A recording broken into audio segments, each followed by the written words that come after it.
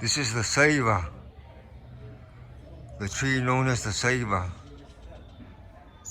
In many of the mythology of the original nations in the central part of the Aviala continent, among the Mayas, for example, this tree, the ceiba, is known to have a very special spiritual location at the center of the universe, of the universes. This ceiba here is the second ceiba. It's young, it's only 5 years old maybe. And this second ceiba tree sits at the very same location here in Nahuizalco, in Cushcatlan, the territory Cushcatlan, the community of the Pueblo of Nahuizalco, known today as El Salvador, the country. Nahuizalco is one of the localities, one of the municipalities in this country. But it's an ancestral location, it's an ancestral village called the Nahuizalco of Cushcatlan, now known as El Salvador. And this tree, the ceiba, the second ceiba, sits at the very same location where around this tree, under the first ceiba, the first one, which was many, 3, 4, 5, 6, 7 times larger than this one. It was around that original tree at the same location that the Nahuizalco people from the village and from the surrounding territories, the mountains, the fields, the aldeas, the communities would come to this location and conduct their markets, their tianguis. There were houses, chozas, houses made out of the straw of the tule plants from the growing alongside on the mountains of the waterways. The houses were made of that. And in this plaza, they would gather in their markets and exchange their commerce, no? And it was always tied again to the spiritual location of that is marked by these instruments of the Creator, such as the tree, and as you can hear, also the birds, the sound and the song of the birds' song, the song of the birds. But on the 23rd, today is the 23rd of January of 1920. Excuse me, this is the 23rd of January of 2020. And on the 23rd of January of 1932, 88 years ago, those birds that were singing at that time, 88 years ago on the 23rd, the morning of the 23rd of January, here in Nahuizalco, they sing in the early morning, of course, no, when the sun's coming up. But that morning, the 23rd of January of 1932, 88 years ago, that was the second day of the great genocide that was taking place here at the hands of the military apparatus of the state of El Salvador. And here in Nahuizalco was one of the most hardest hit areas of that genocide, of those atrocities that occurred. In the span of a month, from January to February of 1932, some 30 to 35,000 indigenous peoples of El Salvador were massacred in a vast pogrom of genocide, which was supported by the Anglo-American and Canadian political and military infrastructure. Here in this location of the Nahuizalco, close to a half of that number, about 15,000 people were massacred. When they built this basketball court here 5 years ago, that tree, that location of that tree, not this one, but the original tree, had been used to hang the indigenous peoples who had rose up in an insurrection against the extreme colonization, genocide, and death by starvation that they were undergoing under the economic system that was imposed upon them by the Anglo-American imperial interests of Britain, the United States, and Canada. 15,000 people were killed in this area in 1932. And the great number and the hardest hit of those 30,000 and the 15,000 in this local area occurred on the day of January the 22nd, 1932, which is why they say that on the morning of January the 23rd, the singing of the Song of the Birds on that morning, they said, was interrupted. They couldn't hear them singing. Because on the morning of the 23rd, the cries of the families of those 15,000 people massacred with blood on the streets, they would line them up in open pits that they had forced the people themselves to dig their own burial pits, lining them up alongside of those burial pits, firing upon them with machine guns and the armament of the army.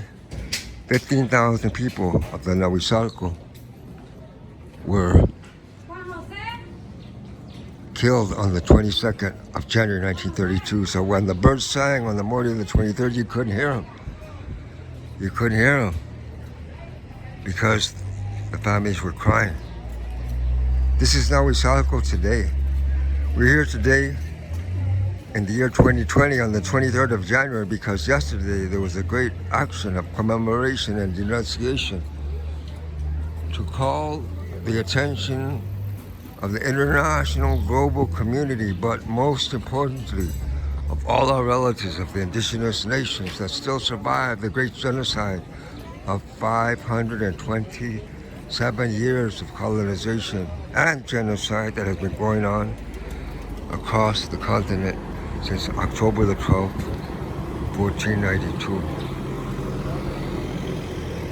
When the genocide took place on January 22nd, 1932, the massacre that left 30 to 35,000 total over the space of a month and 15,000 here in Nahuizalco. When that genocide took place,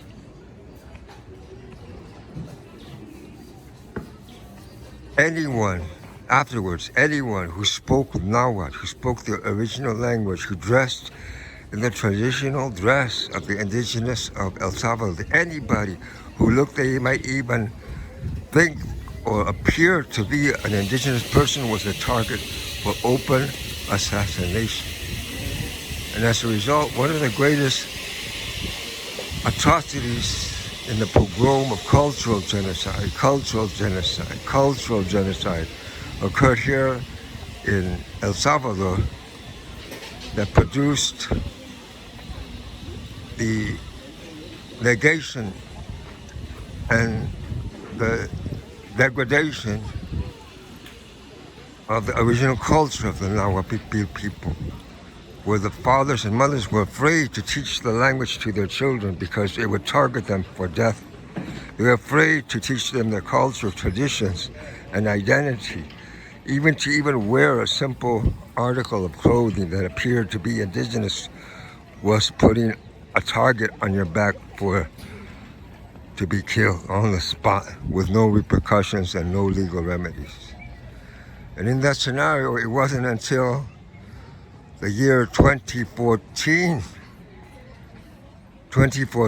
that the Constitution of El Salvador, this country, so-called modern country, recognized indigenous peoples within the constitutional framework.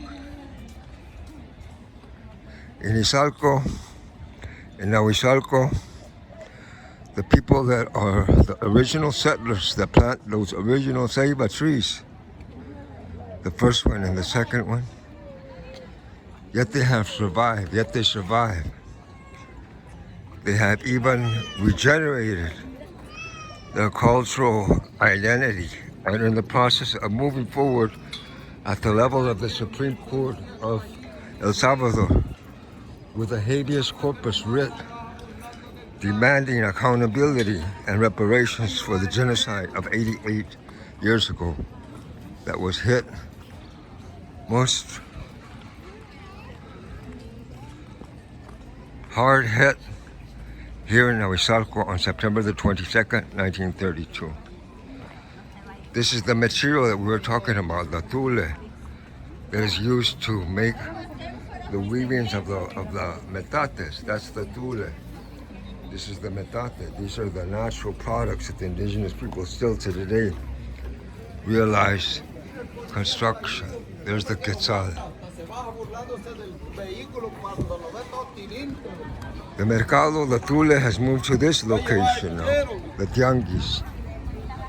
This is the mercado of Nahuizalco. The indigenous peoples, the Nicantraca, Semanawa, Cavyayala,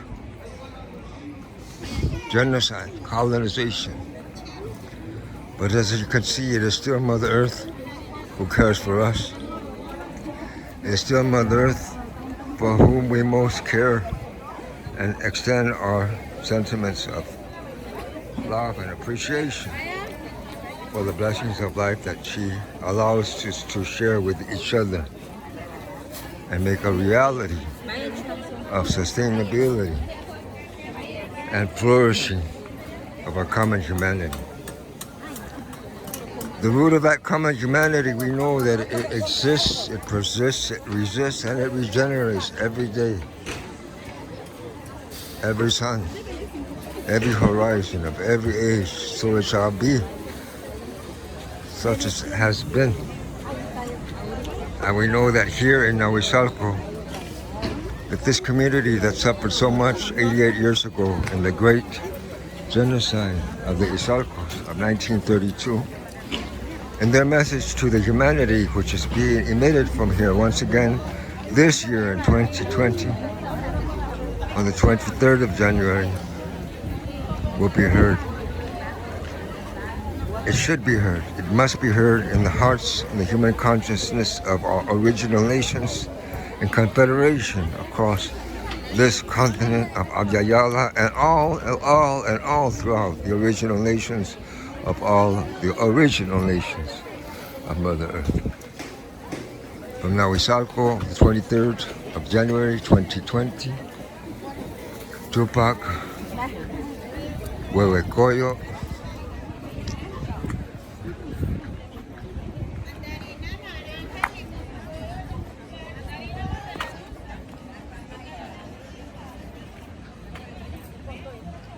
Ayo.